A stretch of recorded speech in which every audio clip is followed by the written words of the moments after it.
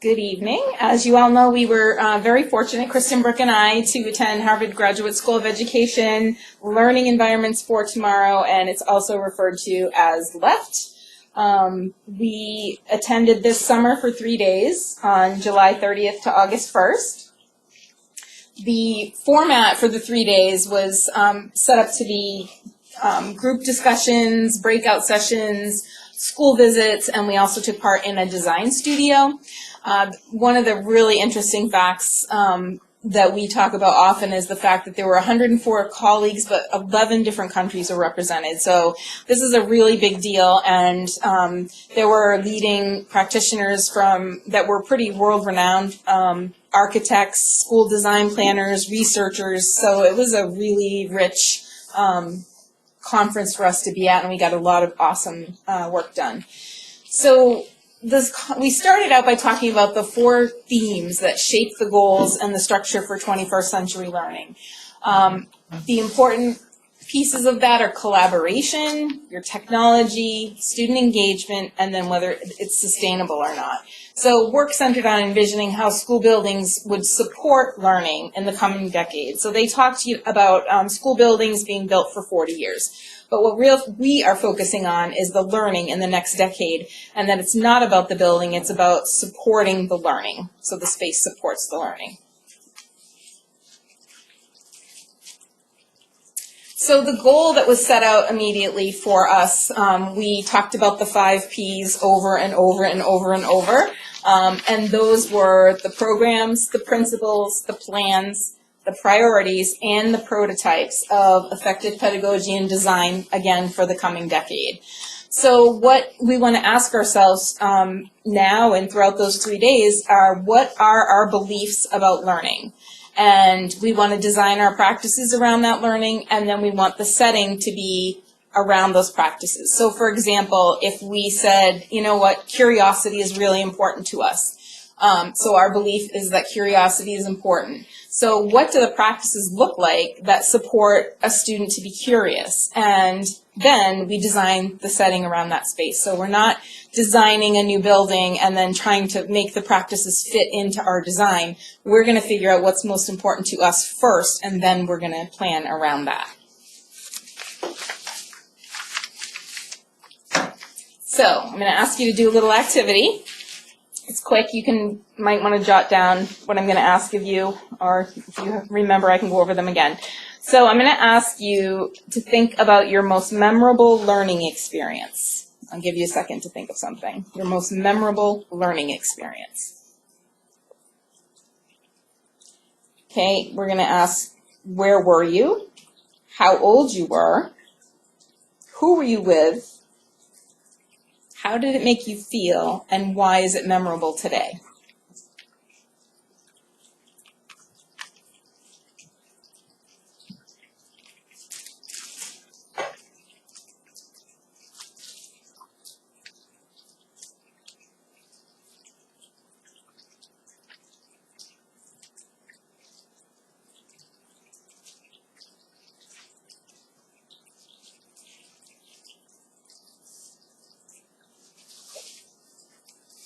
Okay. Now I'm going to ask someone to share just a little overview. What was your most memorable learning experience? Nate?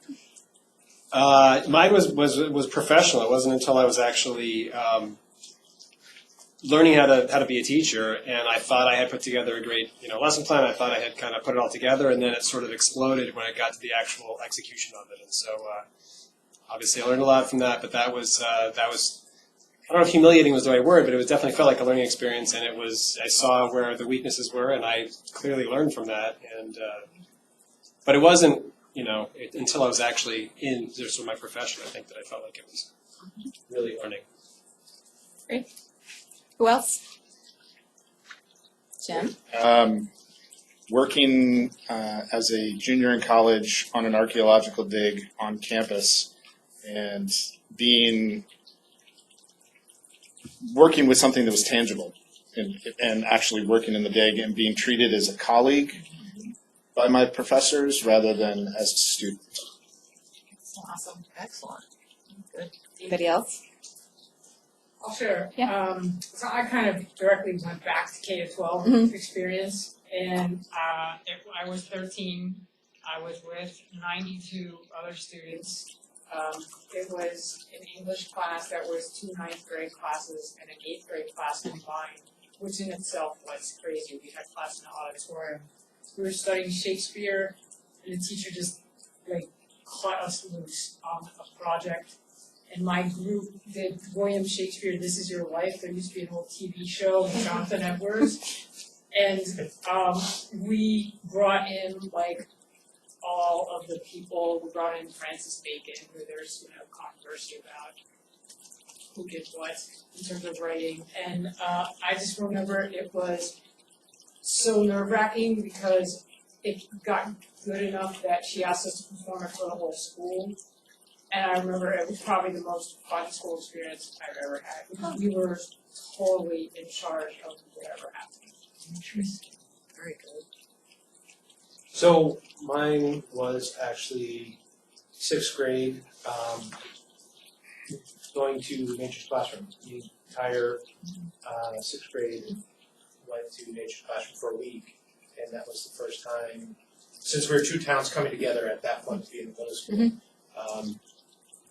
first time that we were spending a lot of time with people we didn't know, but also outside the traditional classroom setting, and doing a lot of project-based learning, what I would call project-based learning now, knowing what I know, but yeah. So that's great, and I think you're going to see those fit in very nicely with the things that we're going to talk about a little bit more. And I hope anyone that watches this presentation will take a minute and do that activity, because that activity is all about what just happened and how can we make school like that every single day. Like, everybody has that one thing that they remember, and we want to be able to have kids have that experience every single day. Okay? So there are some educational gurus who have done away with the 3 R's and replaced them, but Harvard presented this in such a way that they include the 3 original R's and added the other 3. So not only reading, writing, and arithmetic, but rigor, relevance, and relationships. So the rigor, obviously, that's what we're talking about with competency-based education, right, is taking the kids as far as we can, getting those 4s. And then the relevance is, the skills and concepts that they've learned, can they apply it to the project or to the lesson that they're doing? And then something really important that gets forgotten, there is research. So rigor and relevance, there's a scale that's been around since the 90s, the rigor relevance scale, so that's not such a new concept. But the relationship piece has been studied a lot more, especially with social emotional learning and all the work that we've done around bullying and social emotional. The research shows that one of the key indicators for student success is that people care about the kids. So do you have a relationship? Do they know that you care about them? And do they know that you believe in them and that you believe that they can succeed at a higher level? And if they feel that and they believe that, then they will. So that's a really important piece that we need to keep in mind too. Okay? And then Ms. Withy. So I don't know if you know this, but when a bunch of people get together and listen to the same thing, we call that, people getting together listening to the same thing, except at Harvard it's called a plenary. So we went to a few plenaries over our 3 days, and I'm going to highlight for you what are some of the things that we talked about. Again, just as you'll hear a lot of what I say repeated from what Patty said, and then Brooke will also reiterate what the 2 of us have said. So there's definitely a common theme that flowed through all 3 days while they were there. So day 1, we had a plenary vision of schools and learning, and again, Patty said that there were world-renowned people from all over the United States as well as the country who did these presentations for the large group of people. And the first plenary, in terms of visions of school and learning, we were looking at what are our beliefs of learning here, which Patty had mentioned, then designing our practices around that learning, and then designing our settings around those practices. We went through different kinds of, we revisited different educational researchers such as Jean Piaget, Margaret Washburn, Lev Vygotsky, I had to Google that name right there on the spot. And they talked about how learning is complex, it's visible. Brooke was really, that's kind of one of those things, that what was one of her big takeaways, and she'll talk a little bit about that in her presentation. And then learning as social, and then learning as informal, and really focusing on the fact that a lot of learning happens informally. It's not always happening when we want it to happen. So one of the big takeaways from this plenary was, what are our beliefs in a learning community? What's the practice? What's the setting? To continue on, we were introduced to the 5 Ps that Patty mentioned. We can't even tell you how many times we saw those, heard about those, talked about those. Who are the people? What are the programs that are important to you? What are the principles? What are the priorities? And then what are the design patterns? As we're approaching the communities, when we're talking about building our schools for the future, our learning environment for tomorrow, we want to make sure that we're focusing on our 21st century skills, the 6 R's that Patty just mentioned, also the 4 C's that I'll mention again in a few minutes. Head in hand, growth mindset, these are all things that were talked about again and again and again throughout the 3 days. The plenary number 2 right here was a panel, and it was the inspirational visions of LEFT before we went to the school visits. All 3 of us went to Patty and I went to a school called the MLK school, and Brooke visited a STEM academy. So she'll talk about her takeaways from that. But the panel actually had people from High Tech High out in California that came and talked about who his people were, what their programs were, what their principles were, what plans they used. The Da Vinci School and then Jacobs Elementary. So when those 3 people were presenting about those 3 schools, the things that we heard were project-based learning, common intellectual mission, personalization, advisories, kids being known, integrating academics. They introduced a word called vocademics, which was coined for the vocational work that's going on. Visibility, ownership, and then plans for these schools were developed in neighborhoods, streetscapes, common areas, collaboration spaces, exhibitions so the kids can show off their work and celebrate learning. So as we're planning our learning environment for tomorrow, these are the words that came up again and again and again that we want to bring forward as our vision for moving forward. The Dearborn Academy, that's Dearborn Academy is what it's called, right? Yeah. The STEM school that Brooke visited, like I said, she'll go into more detail about that. One of their principles that they developed their school around was why do I come to school? And how can I improve the day-to-day learning experiences for kids? The MLK school was built on sustainability and energy performance. They actually were shooting for net zero energy, used their roof, planned their design, had solar panels. It was very interesting to go. They didn't reach 100% net zero, but this was their second attempt. What do they call that when they're attempting? I know. They had a fancy word for that too. So their third, you'll think of it. Yeah. So they're building a 3rd school, and they're taking everything that they learned from the first 2 schools, and they're really trying to work on making that school a net zero school. One of the big takeaways from that school visit was that they had a community entrance for the community members. Their school was actually open from 6 a.m. till 11 p.m. They had a whole social wraparound family dynamic, childcare built into their school. And we talk a lot about that community entrance, and a lot of times when people come to our school, they're coming to watch a performance, so could we have an auditorium that would just have a community entrance that we would have to trek through the whole school to get to? And then the other school that was neither one of us visited was called the Nouveau Studio, and they were built on a culture of innovation.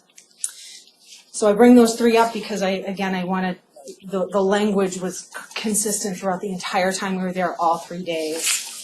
And then on day 2, the plenary was with Rosanne Bosch. She is a world-renowned disruptor of education. She did a whole discussion with us about designing for playfulness. In a couple of slides, I'll show you the work that she has done in terms of developing schools around the principles of how kids interact with each other. She talked a lot about how challenging it is to develop a school around play, but that's how children learn best, is through play.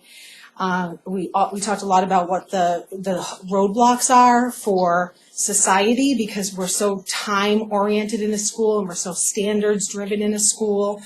And so if that is something that isn't, she was just talking about the things that are important and deciding whether that was important enough for you to develop your school around. Talked a lot about play as learning, curiosity and wonder, and exploring and connecting and transforming and creating. And then again, the 6 key principles were a big part of what she talked about that empower students, and I'll tell you about those in a few minutes in another slide. And then that afternoon on day 2, we went to some breakout sessions. Patty and I went to a breakout session called Designing for Important Moments. And so when you're thinking about your school for your learning environment for tomorrow, design does matter. And the gentleman that was doing this breakout session talked a lot about, think about where your refrigerator is in your kitchen, and think about when you go into Starbucks, what the design looks like. It's round tables, because square tables mean only 4 people can fit there, but a round table means come on in, bring everybody in that can fit. So when we're planning for our future environment, we're considering the fact that the design does matter. It talked about designing education. One of our takeaways was he actually said that if you have somebody that comes in and says, well, we'll just make the room flexible, fire them, because that's not what it's about.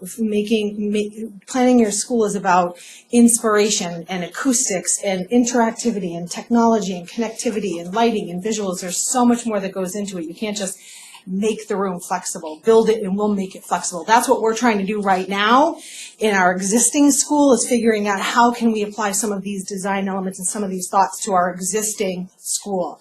But when we're looking at developing a school for the future, we want to consider these things as we're developing.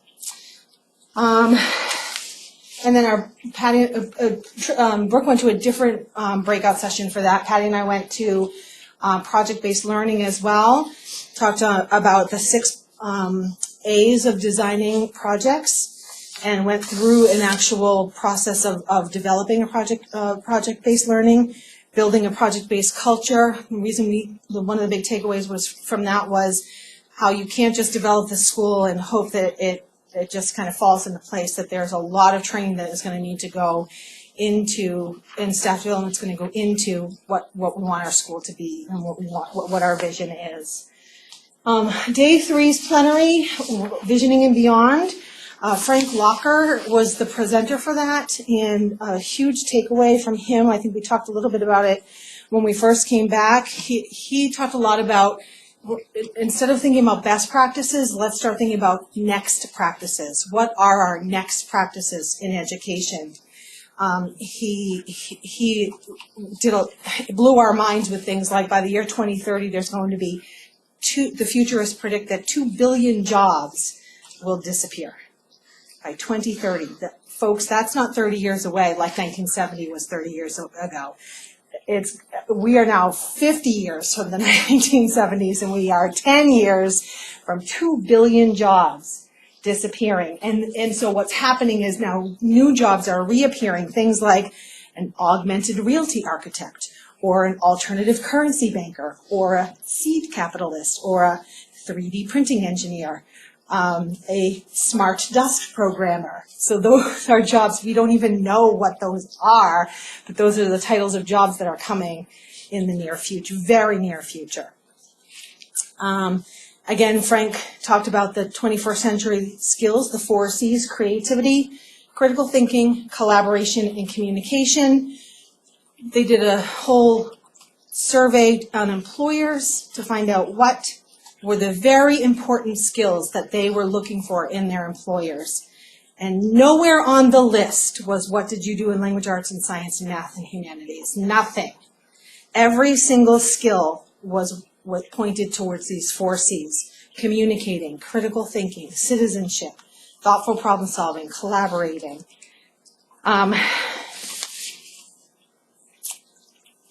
There was some talk about school organizations and how we can, the work that we need to do in terms of working with staff to develop relationships. They talked about teaming of teachers, integrating curriculum, teaching planning centers, visioning, small learning communities. So again, we're hearing the same thing over and over again as we're planning for tomorrow. And I think, one of the things that they said when we get back to school, what we should do is present to our school board, revise our vision and include all stakeholders, and then redevelop our current educational space. So that's what we've tried to start doing. Brian and I have been working on redesigning, bringing in some thoughtful ideas of how we can use our existing space. I'm done with my plan. Day 3, then we did, every day we also did a design studio, which Brooke is going to talk about. And on the last day, we did exhibitions, where everybody all the designs that people have been working on over the 3 days, they were plastered all over this big, huge common area, and we went around and offered criticism or a critical eye or asked clarifying questions to people. So that that'll be the end of the show, is the exhibitions and what we took away from that. Yeah. What was that guy's name that you said spoke at Memorial Day? Dave somebody. The 3rd day, Frank Locker. Frank Locker. He's local too. Yeah, he is local. He's right in Massachusetts. He's done a ton with project-based learning. He actually lives in New Hampshire in Dover. He's a big Do you know the name at all, or? But he doesn't do his work in New Hampshire. New Hampshire is just now coming into the project-based learning world, so he took his work into Massachusetts, where they were embracing that. So I have a presentation. I can show you his presentation. It's horribly done, because this is what we like about a presentation, but it's great information. So the design studio, we spent every single day in the design studio, maybe 2 hours, maybe 3 hours, maybe we went back to it. So it was definitely our space to pull our ideas together and get really focused work done. We had, and it sounds silly, we had Play-Doh, we had blocks, we had markers, we had paper, which is really helpful when you're kind of trying to organize what your vision should be. And we were in these small spaces, and then there would be a school next to us doing the same thing, and a school on the other side of us doing the same thing. So we got a lot of input, hearing their struggles and hearing their goals and going through all of that. Each of these times, Nick Salmon, who was our facility leader, and I'll speak a little bit more about him, would sit down with us, and he would create our goal, and our goals were related to the 5 Ps. So today we're going to work on people. Who are the people in your group, in your community, for the kids, for the parents, for the staff, so all of that together. And he would advise us, and he would guide us, and he would critique us, and he would open us to whole new ideas. And it was intense, because you're listening to all these facts going through, and then we had to get it all on paper. But having the paper, and you'll see all the paper that we got through this, was really interesting to have it be all this visible idea and collaboration work together. And it was very interesting, and you'll see our work. And like Kristen was saying, at the end, we would present all that information. And that was also another intense time, because you are in these huge conference rooms, and every wall, every floor, every window, and everything was covered with people's ideas, and you could go around and ask questions, get clarifying information. We saw one school in Hawaii that had been leveled from the volcano, and it was a great forward-thinking school to begin with, and now they have to start all over again. And their big theme was like, we're the phoenix, and we're rising from the ashes. It was just a very positive experience to see all these different ways people are dealing with whatever their school challenge was. And the next slide. This is something we heard over and over again. I'll start with the right, and this was from Roseanne Bosch as well. How these three things are completely interconnected with the organization, the pedagogy, and the design and space that you're going to be using. And they're completely, I think she's missing this, the middle circle should have been people. Because organization is a lot, can encompass a lot, but I think the people element, the students, that was a big part of that. But it's all encompassed, all intertwined. And the quote we have here is, the building is the easy part, and what are the beliefs about learning? So that was said by a famous person.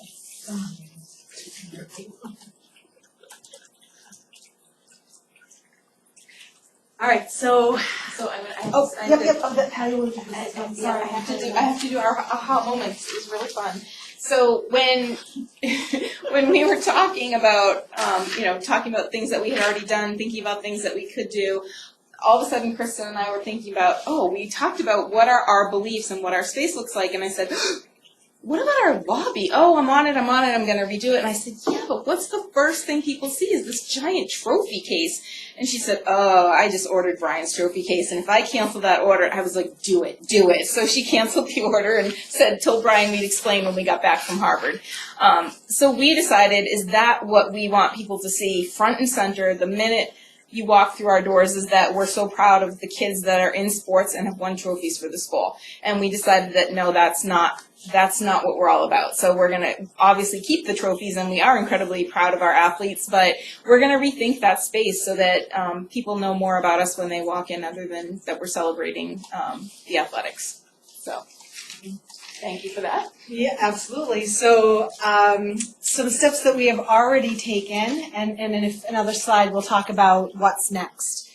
So we did the lobby upgrade with a refresh of the paint and added some, as you know, added some furniture and some plants. So we feel like it's much more inviting, and we still do have our trophy case there, displaying some of the latest trophies and accomplishments of our athletes.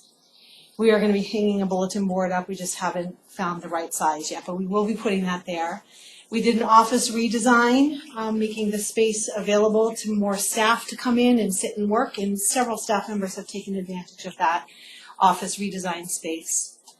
We had some movement of classrooms. We tried to get our second grade teachers together.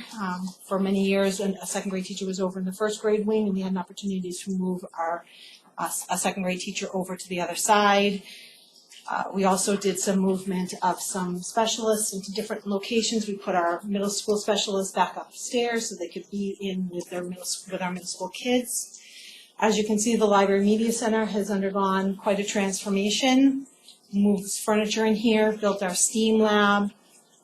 Beth and Brooke have worked together to create different centers and things going on in here. And I was trying to brainstorm all the things that we've done, and my daughter was looking at this and she said, what about the shed? So my family was, yes, the shed, of course the shed.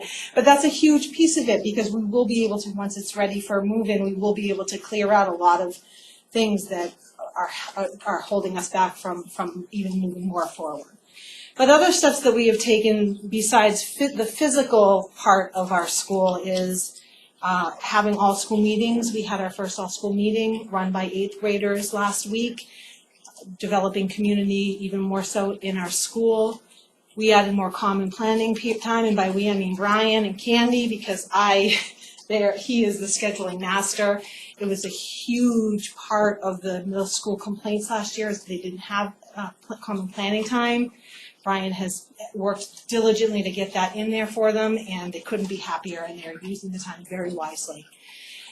We've started the scheduling conversation for the 2020-2021 school year. We've reformatted our Wednesday professional development days, so instead of every week, like, okay, what are we going to do this week? We've reformatted it so that every Wednesday is the first Wednesday of every month is a staff meeting. The second Wednesday of every month is what we're calling an afternoon medley. The third Wednesday of every month is focusing on individual professional development, SLOs, goal setting, and then our fourth Wednesday of every month is team time. So we've reformatted that and made it consistent. We're going to do that for the remainder of the school year. We've established our middle school 3-year plan. They're working on their problem of practice. We are working on our problem of practice. So those are some things that you can't necessarily, they're like the invisible things that are happening. And those are the physical things that are happening. And there's, of course, always more as we're thinking about the future. We've been talking about the cafeteria with our new food service director. She's been contemplating ways that we can even work on making that a more inviting place. Brian has ordered some soundboards that we're going to give a try to, see if that can dull some of the sound in there. So the school is moving in a forward direction in terms of thinking about learning environments for tomorrow. Next steps, as you can see, Brooke is working in the design studio here. This is what we're going to need to be doing. We're going to need to be working on our design, working together. One of the opening activities that we did down here, am I wearing the same outfit? I am. Nobody else knows. I might have different pants on. So the very first activity that we had to do on day one was redesign a bus. And we had to talk about who are the people on the bus. And what is the bus's purpose? And what can we do to change a bus? And so we had all kinds, it was a double layer bus, and we had food on the bus, and a quiet spot for kids to work on homework on their way home. And we had, I think these were, they were removable roofs. Shades for the rooftop kids. Of course, right? Because that's what you need. So every group got together. We had all kinds of materials to use, and everybody had really cool ideas from it. And then one of the things that we loved about our trip to Harvard was they had their walls painted with whiteboard paint. Everywhere you went, their walls were painted with whiteboard paint called Idea Paint, and that is one quick investment that we could do in a couple of areas in the school to make a vision of what's Visible learning. Thank you. Brooke's favorite word that she took away from that. A great way to show visible learning. So those are some next steps. And then on the next slide, I'm going to show you, these were the Roseanne Bosch is the one who did the playful learning. And one of the things that she talked about were the 6 principles, which are metaphors that empower students. So when you're designing a space, she uses these 6 metaphors. In your space, you have mountaintops where kids can sit and at different levels and work and listen. Then there's caves, which I will talk about a little bit more in a few other slides. I'll show you examples where kids can go into areas and work quietly by themselves independently or with a partner. Then you have the campfire setting where kids are gathered around, learning together, working together. Her other metaphor was the watering hole where kids come and go. Like, what's going on over here? Oh, I'm going to sit here. Oh, okay, I'm done here. I'm going to go now. I have to go do this. A hands-on learning space and a space for movement. And as you can see, this is traditional classrooms right here, traditional classrooms, and we're looking to redesign a learning environment for tomorrow with all of those principles, all of those metaphors included in. As you look at the design, you can literally see, oh, that must be the cave. I bet that's the mountaintop. And so the next few slides we'll go through and show you actual designs in schools from all over the world. This is the mountaintop where kids are performing and learning and talking and working together and listening. And then you have the caves where kids can go and work independently, sitting in spaces. That window seat is in all kinds of designs that we looked at. And then you have the campfire where kids are sitting around and working collaboratively, talking with each other. And then you have the watering holes where kids are coming and going, sitting and working, leaving as they need to, coming back if they need to, working together, working alone if they want to. Then you have your hands-on area. And your movement areas. And then we have our next slide. This would be this is Nick Salmon, who Brooke was talking about. She'll tell you all about him. Well, this is a link to his company site, and he works with schools all over the world, actually. Pretty serious educator, and he's the one who sat in the design studio with us.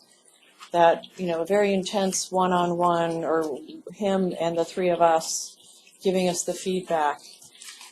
So he, at the end of 3 days, we spent 12 hours just with him. And so he is, hopefully going to be working with us in some manner. He's offered to do a pro bono telephone conference call with us. And he's definitely willing to visit. By the end of those 3 days, he really understands our personalities, our direction of the school that we want to go in. He understands the Deerfield community. So we really made a really good connection with, and I think everybody did at the conference, with whoever their leader was. And it was, it was quite an experience having that level of expertise just with you the whole time, walking you through the whole process. So I wanted to make sure I included his website on here if you want to learn a little bit more about him. So, and this has been one of my takeaways, and a lot of this is exactly what STEM is and STEAM is to me, and how this should be incorporated into every single space, how you can transform it into any of these kinds of things: student-centered, project-based, cross-curriculum, and of course tech-infused, because that's my life.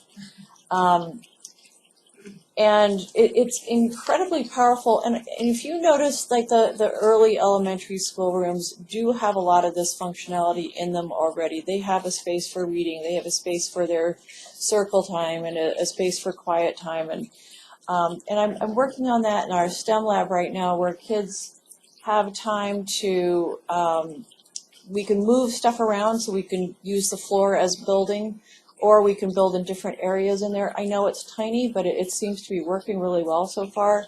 Kids could be on the tables studying like a traditional format.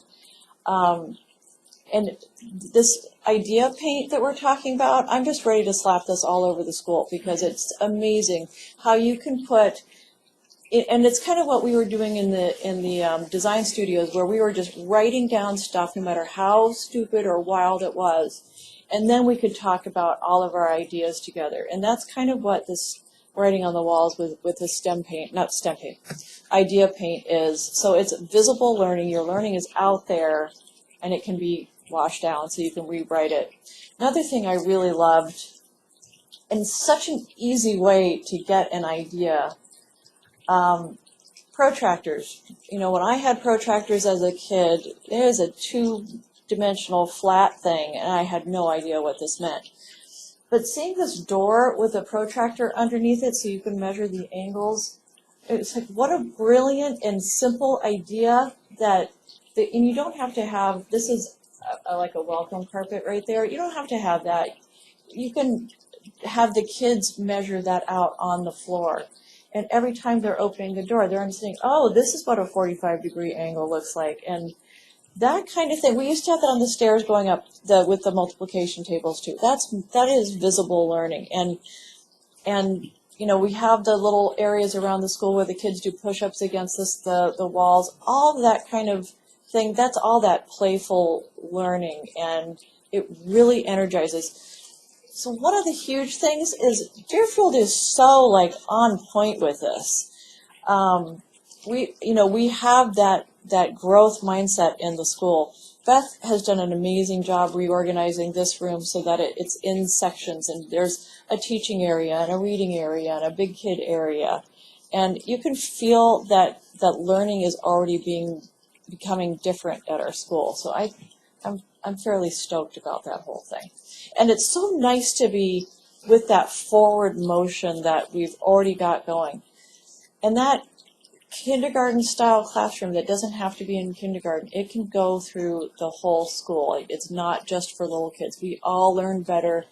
You know, if we have a movement break, we can go over here to read, we can go over here to do math, we can go in the middle to do science. It's so easily to accept the idea, but we haven't done it. And so just going forward, we can easily do some of this stuff. And I think this is my last slide. And so this is an amazing, amazing school. This was a school that's in Roxbury, and it's built on the footprint of their old school, which was just bombed out and gross. So the neighbors, the parents, the kids themselves, plus the LEFT architects helped them build this. So they used all those core concepts that we learned about to build this school. And so the community decided that STEM was the best way to go for this school. And it certainly isn't for every school, but this just worked for them. All around the outside of the school are the classrooms, and every classroom can be reorganized to go forward into the future. So there's nothing that's going to be at this school that, oh, we can't do that anymore because our future has moved on and we no longer have, the technology isn't going to be the same as it was. They're ready to move on to whatever they need to do. The open area, this whole atrium area, down here they have speakers come in, they had music come in, they had their student body conferences down there. So this is a high school, plus it's a cafeteria. They had little areas like that all over the place where kids could go and study quietly or collaborate together. It was a very open and uplifting and hopeful school, and it's absolutely fascinating. Their arts program is really strong. Their STEM is very strong. And one thing that just really spoke to me at this school was that they have brought in local companies to come in and talk to the kids. And what that's done is then those kids go into internships with those companies, and then they stay with those companies. So they're staying in that community and making that, that it's part of their community, so they're proud of it and it's building. And that just such a hopeful feeling at the school. Not in a hopeful part of town, but it is. It's now, you can just feel it going in, and the houses around there are suddenly all colorful, and it's amazing, and I highly recommend you take a tour there if you ever get into the city. So obviously that is not our idea of what Deerfield should be, but there's so many elements of this. We have corporations in New Hampshire. We have some really good organizations, really forward-thinking companies. We have huge global warming people in Portsmouth that are trying to recreate oyster beds and keeping the hurricanes from washing out our rising oceans. We have robotics, we have great education, we have great architecture, we have farm to table. I mean, we've got it all. I'm from California and I love it here. I can't get over how much I'm like, oh, this is the best. And we are preparing kids for careers that Christian was saying we don't know what they are. And so we want to make sure that that door is wide open for them when we're preparing. Having those open spaces and having that communication and partnership with local corporations from all over New Hampshire is something that would be really interesting to attract to our school as part of it. And building a sustainable school and still keeping our sweet, the heart of Deerfield, which is our community school. So I think we've got that groundwork is all there for us. And I think that's it. One more slide. Just to wrap it up. Sum it up. So any questions or comments, and most importantly, as Patty said in the very beginning, we're so thankful that we had this opportunity to go learn about words like plenary and brain dumps and visual learning, because it is what's going. Listening to you guys talk about what your learning experiences were, that is what it's always been, and we need to now we're just bringing it into the future. So the three of us, thank you very much for giving us the opportunity to go, Amazing. stay there, have wonderful food, great company, great learning happened. Patty and I are going back for 6 weeks in the summer. Next summer, we're not sure exactly. We're going to do a personalized learning plan through Harvard, and live in the dorm, because that's how much we loved it. Brooke can come too. She can come on the weekends. Throw me in there. Thirsty Thursday.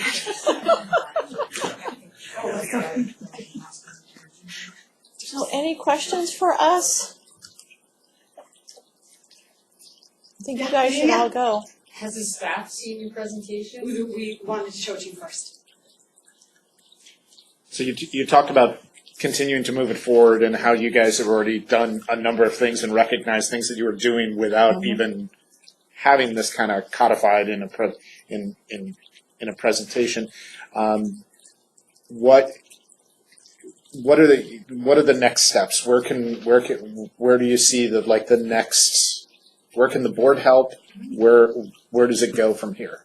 I'm really excited about the opportunity to work with Nick, and like we've said over and over, the level of expertise that we were exposed to and the one-on-one attention that we had from him. I think we need to have that, take him up on his offer to do the phone call and then just ask him what it might look like. He's really excited. He keeps emailing us after this experience. He had our school map, and he just sat there with us like, well, hey, what if you just turned this? Well, if you just did this, and he was coming up with things that were so exciting that we're not design specialists and we would never even think of.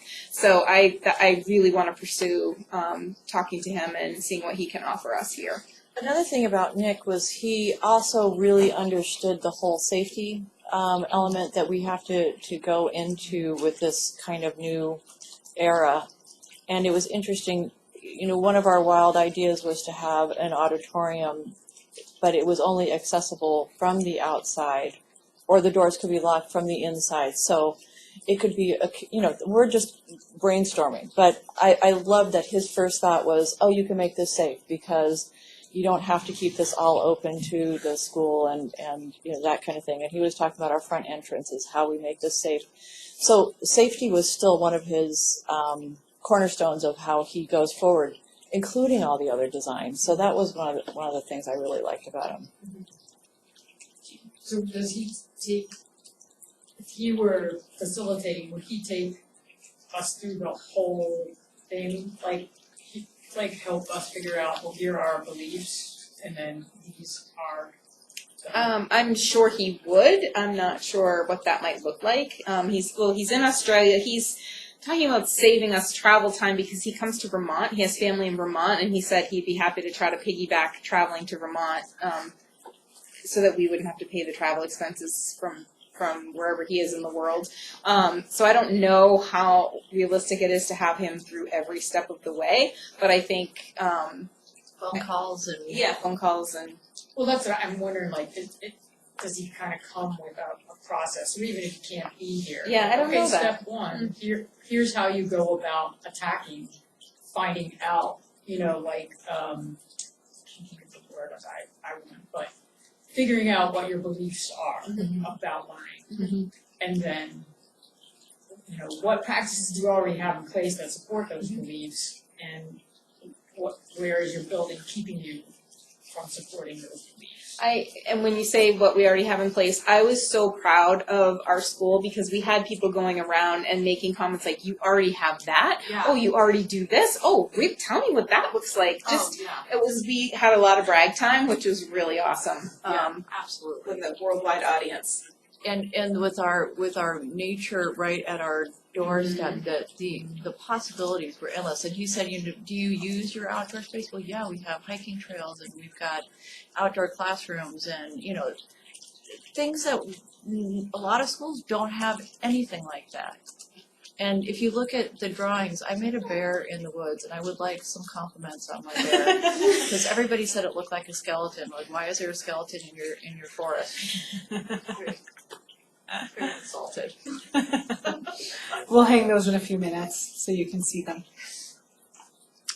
It sounds amazing. Sounds like a great experience, and Do you want to come to Harvard with us? very exciting ideas. Maybe Yeah, don't you? maybe. It'd be He's a lot coming. of fun. It was. I'm sorry, the presentation was so long. I feel like we could have just gone and gone. As we reviewed our materials, we just were excited and felt like we had so many things we could share, and I think we can still keep on sharing other things with you. Well, that's actually was my question is how can you package this and put it either on YouTube or on the website so that we can start to build that enthusiasm throughout the community. People can go and review your learnings, and I know that's going to take probably some editing and some manipulation on your part, but I think this is important. I can edit. Yeah. I think this is, We're I gonna think take this care is, of that. I think you can really start to get that enthusiasm out there and get people to start thinking that way. The other piece of that, particularly for you, well, actually, I guess for all of you, is this isn't just about DCS. I mean, it is. We're gonna be the primary source, but I think there's also an opportunity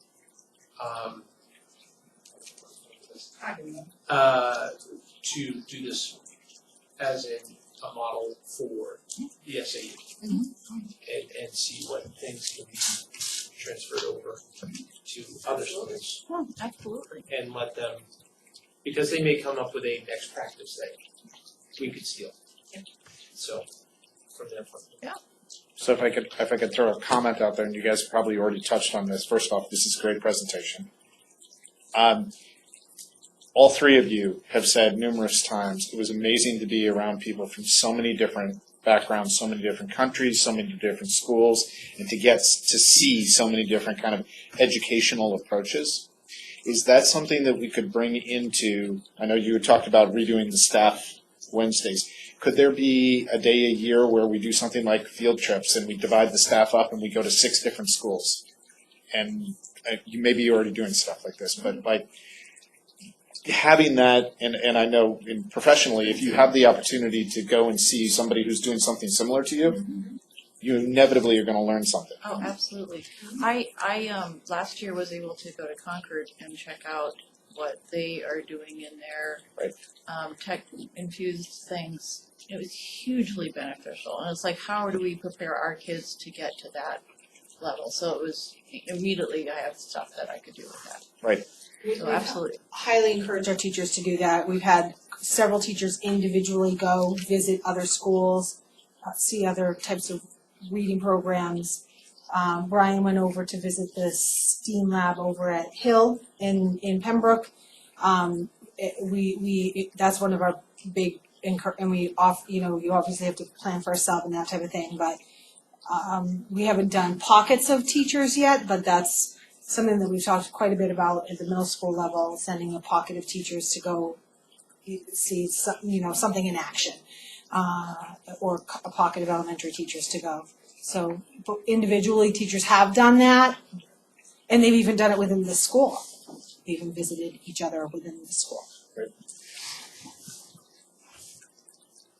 Any other questions?